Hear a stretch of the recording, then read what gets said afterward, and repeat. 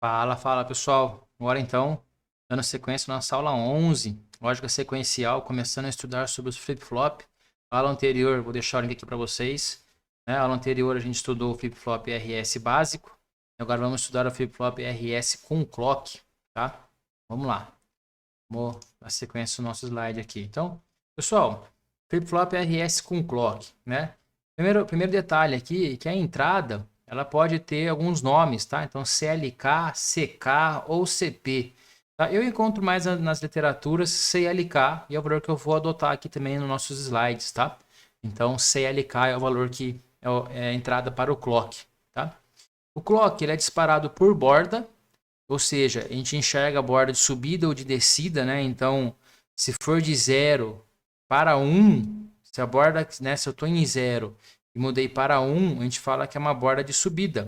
E 1 para 0 é uma borda de descida, né? É simples de entender, né? Estava embaixo, foi para cima, né? Estava em 0, foi para 1, borda de subida. Se estava em 1, foi para 0, desceu, borda de descida. Então, a gente vai ver nas próximas aulas, quando a gente falar do próprio JK, diagrama de tempo, né? O que quer dizer essa borda de descida, tá? E aí, para poder indicar que o flip-flop, que o clock, na verdade, né? Que o clock é uma borda, a gente coloca um pequeno triângulo na entrada. Então, olha só aqui, ó. Então, ó, aqui é o circuito dele. Perceba que a porta inversora foi trocada para uma outra porta NAND, né? Então, o circuito fica um pouquinho mais complexo, já está aumentando, né? Temos mais duas portas aqui. E nossa entrada de clock, tá? E aí, vamos ver aqui o nosso símbolo dele, olha só. Tá? Então, o clock vai servir para controlar o flip-flop, tá? A saída vai ser atualizada apenas quando acontecer uma mudança na borda. Isso é como se fosse uma trava. Então, o set e o reset, eles podem mudar à vontade. Só que a saída só vai ser atualizada quando tiver uma borda. Se for uma borda de subida ou uma borda de descida, dependendo do flip-flop que a gente está trabalhando. Tá? Então, isso que quer dizer esse terceiro item aqui. Ó. Enquanto não acontecer uma borda no clock, a saída vai continuar a mesma. Então, QF, né, vai ficar sempre igual a QA.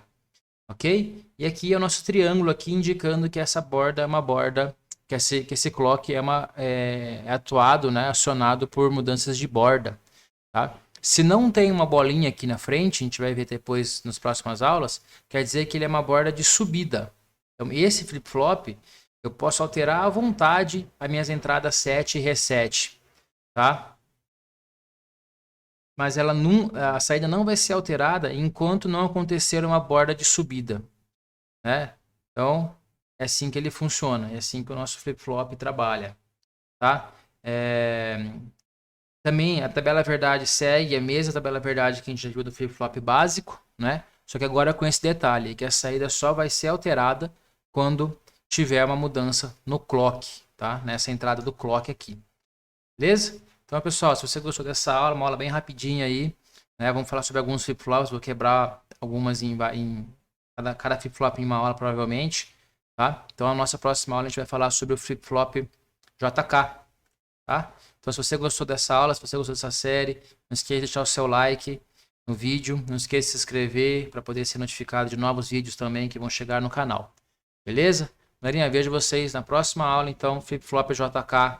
Abraço, até mais.